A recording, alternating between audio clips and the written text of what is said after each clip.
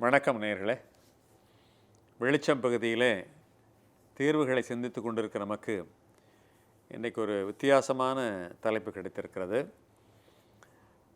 இன்றைக்கு நான் பகிர்ந்து கொள்ள இருக்கிற இந்த தலைப்பும் இது தொடர்பான உள்ளடக்கங்களும் விஷயங்களும் நீங்கள் கேட்கிற பொழுது லேனா என்ன மருத்துவராக இப்படி பேசுகிறாரே, அவர் என்ன ஒரு யோகாசன ஆசிரியராக இப்படி பேசுகிறாரே என்று எண்ணுகிற அளவிற்கு இன்றைக்கு அந்த துறையிலே சற்றே ஆழமான சில விஷயங்களை சொல்ல வேண்டி இருக்கிறது.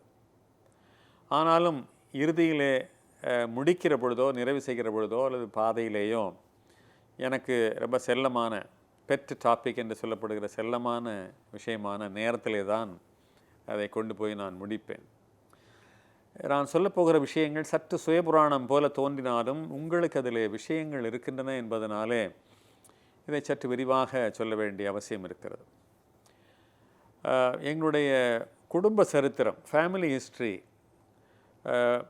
உடல்நலத்தை பொறுத்தளவில் அவ்வளவு ஆரோக்கியமாக இல்லை என்பதனாலே எங்களுடைய தந்தையாரை நாங்கள் ரொம்ப இளவயதிலேயே இழந்தவர்கள், தமிழ்வாணன் அவர்களே என்ற வகையில் எனக்கு ஹார்ட் அட்டாக், இருதய தாக்குதல் வரலாமோ என்கிற ஐயப்பாடு எனக்கு வந்தது. ஏன் சொன்னால் ஃபேமிலி ஹிஸ்ட்ரி அப்படி இருக்கிறது.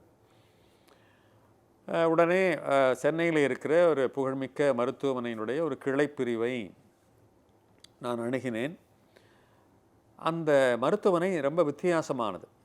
ஹார்ட் அட்டாக் வந்தால் சிகிச்சை அளிப்பதற்கு எத்தனையோ மருத்துவமனைகள் இருக்கின்றன. ஆனால் இந்த மருத்துவமனை ஹார்ட் அட்டாக் வருமா வராதா என்பதை முன்கூட்டியே அறிவித்து விடுவார்கள். அப்படிப்பட்ட ஒரு மருத்துவமனைக்கு நான் போய் என்னை சோதனை செய்து கொண்டேன். எத்தனை பேருக்கு இதற்கு துணிவு வரும், இதற்கு முன் வருவார்கள் என்பதெல்லாம் பெரிய கேள்வி. இருந்தாலும் என்னுடைய குடும்ப சூழல் காரணமாக நான் அதை போய் அந்த சிகிச்சையை நான் மேற்கொண்டேன். அந்த அனுபவங்கள் பலருக்கும் பயன்படக்கூடும் என்பதனாலே நான் உங்களிடத்தில் இதை பகிர்ந்து கொள்கிறேன், வேறொன்றுமில்லை. நாம் அந்த மாதிரியான ஒரு மருத்துவமனைக்கு போகிற பொழுது பலவிதமான சோதனைகளை அங்கே செய்கிறார்கள். வழக்கமான சோதனைகள் என்று சில இருக்கின்றன, சில சோதனைகள் வித்தியாசமாக இருக்கின்றன. உதாரணமாக இந்த திரைப்படங்களிலும் தொலைக்காட்சி தொடர்களிலும் வரக்கூடிய ஒரு இன்டென்சிவ் கேருக்குள்ளே இருக்கிற தலைப்பக்கம் ஒரு பச்சையாக நீளமாக ஒரு மானிட்டர் ஒன்று ஓடும், உடம்புலேருந்து ஒயரெல்லாம் எடுத்து அதில் சொருகியிருப்பாங்க. அந்த மாதிரியான அதே காட்சி. அதில் ஒரு கேள்வியை வைக்கிறார்கள், அஞ்சும் எவ்வளவு? உடனே நம்மளுக்கு பதில் சொல்ல தெரிகிறது. உடனே அந்த மானிட்டர் என்று சொல்லப்படுகிற அந்த பச்சை அந்த திரைக்காட்சியிலே ஒன்றும் பெரிதாக ஓட்டமில்லை. ஆனால் கேள்விகள் தாறுமாறாக மாற ஆரம்பிக்கிறது. 37 17 எவ்வளவு? உடனே 64 என்று சொல்லுகிறோம். அதன் பிறகு 128 116 எவ்வளவுன்னு உடனே ஒரு சின்ன திணறல் வருகிறது. அந்த திணறலை அந்த திரைக்காட்சியில் என்னால் பார்க்க முடிகிறது. தாறுமாறாக ஏறி இறங்குகிறது. என்ன சொல்லுகிறார்கள்? You are responding to stress. உங்களுடைய இதயத்துக்கு, உங்களுடைய மனதிற்கு, உங்களுடைய மூளைக்கு கடுமையான சில சோதனைகளை கொடுக்கிற பொழுது அதற்கு நீங்கள் ஆழமாக பிரதிபலிக்கிறீர்கள். உங்களுடைய மனம் அமைதியாக இல்லை, அந்த மன அலைகளோ இதய அலைகளோ சரியாக இல்லை என்பதைத்தான் நமக்கு அவர்கள் குறிப்பால் உணர்த்துகிறார்கள். இன்னும் சில பயிற்சிகளெல்லாம் அதில் தொடர்ந்து சோதனைகளெல்லாம் செய்கிறார்கள். அதை பற்றியெல்லாம் விரிவாக பேச முடியாத ஒரு சூழ்நிலை. எனவே நாம் விஷயத்திற்கு தாவ வேண்டியிருக்கிறது. அதில் நீங்கள் அந்த ஸ்ட்ரெஸ்ஸுக்கு ரெஸ்பாண்ட் பண்ணுகிறீர்களே, அதை தடுப்பதற்கு என்ன வழி? நீங்கள் ஒரு கடுமையான சோதனை காலகட்டத்தை அமைதியாக எப்படி நீங்கள் அதை நடத்தி செல்ல வேண்டும் என்பதற்கு சில ஆலோசனைகளையும் அங்கே இருக்கிற மருத்துவர்கள் வழங்குகிறார்கள். அதைத்தான் உங்கள் மத்தியிலே நான் சொல்வதாக இருக்கிறேன். அதில் குறிப்பாக மூச்சு பயிற்சியை மிகவும் அவர்கள் வலியுறுத்துகிறார்கள். நம்ம ஏதோ யோகாசனம் என்பது அந்த காலத்து கலை, அதுக்கும் நவீனத்திற்கும் சம்பந்தமில்லை என்று எண்ணுகிறோமே. இவ்வளவு படித்த மருத்துவர்கள், அவ்வளவு வல்லுநர்கள் அந்த மூச்சு பயிற்சியைத்தான் அவர்கள் அங்கே குறிப்பாக சிபாரிசு செய்கிறார்கள். எப்படி மூச்சு விடுவது என்று நமக்கு சொல்லிக் கொடுத்தால் அல்லது நான் உங்களுக்கு சொல்ல முயன்றால் உங்களுக்கு ஒருவேளை கோபம் வரலாம், மூச்சு விடவா எங்களுக்கு சொல்லித் தருகிறீர்கள் என்று. ஆனால் நாம் இவ்வளவு காலமாக எவ்வளவு தவறு செய்து கொண்டிருக்கிறோம் என்பதை அவர்கள் சொல்லி காட்டுகிற பொழுது தான் நமக்கே தெரிய வருகிறது. நம்முடைய நுரையீரலிலே லட்சக்கணக்கான கோடிக்கணக்கான காற்று அறைகள் இருக்கின்றன. அந்த காற்று அறைகள் பல அறைகளிலே நம்முடைய சுத்தமான நல்ல ஆக்சிஜன் போய் சேர்ந்ததே கிடையாது.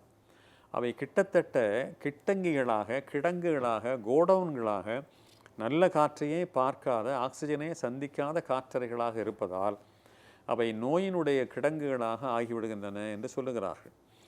எனவே ஒரு மூச்சு பயிற்சியை அவர்கள் முறையாக சொல்லித் தருகிறார்கள். எப்படி என்றால், இந்த இடத்துல கையை வைத்துக்கொண்டு ஆழ்ந்த ஒரு மூச்சு, அதே போல் அதை மெல்ல வெளிவிடும். மூச்சு பயிற்சியிலே ஏராளமான முறைகள் இருக்கின்றன. ஆனால் அந்த மருத்துவர்கள் நமக்கு சொல்லித் தருவது இந்த ஒரு மூச்சு பயிற்சியை தான். இந்த ஆழ்ந்த மூச்சு விடுகிற பொழுது ஆக்சிஜன்கள் அந்த கடைசி காற்றறை பை வரைக்கும் சென்று அங்கே இருக்கிற ஒரு கிடங்கு போன்ற நிலைமைகள் மாறி அங்கே நம்முடைய உடம்பு புதுப்பிக்கப்படுகிறது. ஆக்சிஜன் அந்த செல்கள் எடுத்துக்கொள்கிற பொழுது, இரத்த செல்கள் சுவீகரிக்கிற பொழுது அந்த நிலைமைகளே மாறிவிடுகின்றன என்று சொல்லுகிறார்கள். இதை செய்கிற பொழுது நம்முடைய மனம் சமநிலை அடைகிறது என்று சொல்லுகிறார்கள். அது மட்டுமல்ல, நீங்கள் நெஞ்சிலே நிரப்பிக் கொள்கிறீர்களே, அது வெறும் காற்று மட்டுமல்ல, தன்னம்பிக்கையும் சேர்த்து கொள்கிறீர்கள் என்று சொல்லுகிறார்கள். நடிகர் விவேக்குடைய பாணியிலே சொன்னால், எப்படி இருந்த நான் எப்படி ஆகிவிட்டேன் என்பதற்கு இதைத்தான் சொல்ல வேண்டும். ஒரு நிமிடம் இந்த மூச்சு பயிற்சியை சரியாக செய்தால் நிலைமைகளை நாம் கட்டுக்குள் கொண்டு வருகிற ஒரு புதிய மனிதர்களாக ஆகிவிடுவோம் என்பதை அந்த மருத்துவர்கள் நமக்கு சொல்லித் தருகிறார்கள். உங்களுக்கு ஒரு படபடப்பாக இருக்கிறதா, கோபமாக இருக்கிறதா, அதிர்ச்சிகரமான ஒரு செய்தியை நீங்கள் உள்வாங்க நேரிடுகிறதா, என்ன செய்வதென்றே புரியவில்லையா, கையும் புரியலை, காலும் ஓடலை, ஒன்று இந்த சில நேரங்களில் சொல்லுகிறோம் அல்லவா, இந்த மாதிரியான சூழ்நிலைகளிலே ஒரே ஒரு நிமிடம் உங்களுடைய அந்த சூழ்நிலையை மாற்றிவிடும் என்று சொல்லுகிறார்கள். அந்த மூச்சு பயிற்சியை ஆழ்ந்த மூச்சு விட்டு ஆழ்ந்து அதை வெளிவிடுகிற பொழுது உங்கள் மனம் தன்னம்பிக்கையால் நிறைகிறது, சூழ்நிலை மாறுகிறது, நீங்கள் புதிய மனிதர்களாக அந்த ஒரு நிமிடத்திற்குள் ஆகிவிடுவீர்கள். என்ன முடிவெடுப்பதென்றே தெரியவில்லை, என்ன செய்வதென்றே தெரியவில்லை என்கிற சூழ்நிலை வருகிறது அல்லவா. கோபத்தை பற்றி சொன்னேனே, கோபத்தை கட்டுப்படுத்திக் கொள்வதற்கு ஏற்கனவே நமக்கு தெரிந்த முறை 1 to 100 வரை எண்ணுங்கள் என்பது. கிட்டத்தட்ட இது தொடர்பான விஷயம்தான் நான் சொல்லிக் கொண்டிருக்கிற விஷயம் கூட. அந்த அவகாசம் எடுத்துக்கொள்கிற பொழுது அடுத்து நாம் என்ன செய்ய வேண்டும், இப்படிப்பட்ட விளைவுகளை எப்படி எதிர்கொள்வது, எப்படி சந்திப்பது. இப்பொழுது ஒரு புலி துரத்துகிறது, ஒரு யானை துரத்துகிறதுன்னு சொன்னால் ஒருவனுடைய யோசனைகள்லாம் ஒன்றும் வேலைக்கு ஆகாது. ஆனால் ஏதோ ஒன்றை முடிவெடுத்து ஒரு அதிர்ச்சிகரமான செய்தி வருகிறது, ஒரு கோபமான செய்தி வருகிறது, ஒரு உணர்ச்சிபூர்வமான செய்தி வருகிறது என்று சொன்னால் ஒரு நிமிடம் ஆழ்ந்து இந்த மூச்சை எடுத்து அதற்கு பிறகு வெளிவிடுகிற பொழுது நம்முடைய மனம் புதுப்பிக்கப்படுகிறது, உடனே மூளைக்கு ஆக்சிஜன் செலுத்தப்படுகிறது, உடனே யோசனைகள் தோன்றுகின்றன, உடனே அவற்றை செயல்படுத்துகிறோம், உடனே நாம் அந்த அதிர்ச்சியிலிருந்து மீளுகிறோம், உடனே நமக்கு பார்வை தெளிவாகிறது. ஒரு முறை காயிதே மில்லத் கல்லூரிகளுக்கு பின்னாலே இருக்கிற இடத்திலே இப்பொழுதெல்லாம் புத்தக கண்காட்சிகள் வெவ்வேறு இடங்களிலே நடக்க ஆரம்பித்து விட்டன. ஆனால் அங்கே நடந்த பொழுது ஒரு முறை காலையிலே எனக்கு ஒரு அதிர்ச்சி தொலைபேசி வருகிறது, உங்களுடைய மணிமேகலை பிரசுர ஸ்டால் எரிந்து கொண்டிருக்கிறது என்று. புத்தகங்கள் அதில் இருந்த, இன்னும் சொல்லப்போனால் அதில் இருந்த தொகைகள் எல்லாமே இருந்து சாம்பலாகி கொண்டிருக்கிற இந்த தகவலை அங்கே இருந்து சொல்லுகிறார்கள். இப்பொழுது நான் சொன்னேனே, இந்த கையும் ஓடலை, காலும் ஓடலை, ஒன்றும் புரியலை, உணர்ச்சி வருமா. உடனே ஆழ்ந்து ஒரு நிமிட மூச்சை உள்ளே வாங்கி வெளியே விட்டு உடனே நான் தெளிவானேன். அங்கே இருங்கள், எதற்கும் பயப்படாதீர்கள், யாருக்கும் சேதம் ஒன்றும் இல்லை என்று சொல்லிட்டு நான் புறப்பட்டு வருகிறேன் என்று முடிவெடுத்தேன், சொன்னேன், சென்றேன். எப்படிப்பட்ட பரபரப்பான சூழ்நிலையிலேயும் we should not respond to stress. அந்த ஸ்ட்ரெஸ்ஸுக்கு நாம் ரெஸ்பாண்ட் செய்கிற பொழுது அல்லது அதிகமாக பிரதிபலிக்கிற பொழுது அது நம்முடைய இதயத்தை பாதிக்கிறது, முடிவெடுக்க முடியாத ஒரு சூழ்நிலை ஏற்படுத்துகிறது. அனைத்தையும் மாற்றக்கூடியது இந்த ஒரு சிறிய ஒரு நிகழ்ச்சி.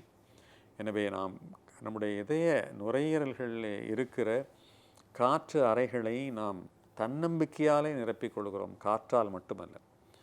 எனவே எப்பொழுது ஒரு புரியாத சூழ்நிலையும் அவசர சூழ்நிலையும் உணர்ச்சிகரமான சூழ்நிலையும் ஏற்பட நேர்ந்தாலும் ஒரு ஆழ்ந்த மூச்சு ஒன்றை இழுத்து விட்டுவிட்டால் அதற்கு பிறகு நீங்கள் முயன்று பாருங்கள். எனக்கு அது பலனளித்தது. அதற்கு பிறகு நான் இப்படிப்பட்ட விஷயங்களிலே உணர்ச்சி வசப்படுவதில்லை என்கிற முடிவுக்கு வந்தேன். இப்படி உணர்ச்சி வசப்படுகிற பொழுது அது நம்மை இதயத்தை பாதிக்கிறது, நம்முடைய நாடி துடிப்பை பாதிக்கிறது, இரத்த அழுத்தத்தை பாதிக்கிறது எல்லாம் சொல்லுகிறார்கள். எனவே மூச்சு பயிற்சி என்பது அவ்வளவு அருமையான விஷயம். யோகாசனம் என்பது அவ்வளவு அருமையான விஷயம். எனவே ஒரு நிமிடத்திலே நம்முடைய காட்சிகளை, களங்களை, சூழ்நிலைகளை மாற்றிவிடக்கூடிய ஆற்றல் நம்மிடத்தில் அடங்கி இருக்கிறது. இதுவரை நாம் அதை பயன்படுத்தியதில்லை. இனிமேல் நாம் அதை பயன்படுத்த வேண்டும். எதற்கெடுத்தாலும் உணர்ச்சி வசப்படுவது, என்ன செய்வது என்று புரியாமல் அப்படியே தேமே என்று உட்கார்ந்து விடுவது, அந்த குறிப்பிட்ட பயன்படுத்தப்பட வேண்டிய அந்த காலகட்டத்தை விரயமாக்கி விடுவது என்று நாம் இந்த பழைய பாணியை பின்பற்றி கொண்டிருந்தால் பாதிப்புகள் மெல்ல மெல்ல அதிகமாகி கொண்டிருக்கும்.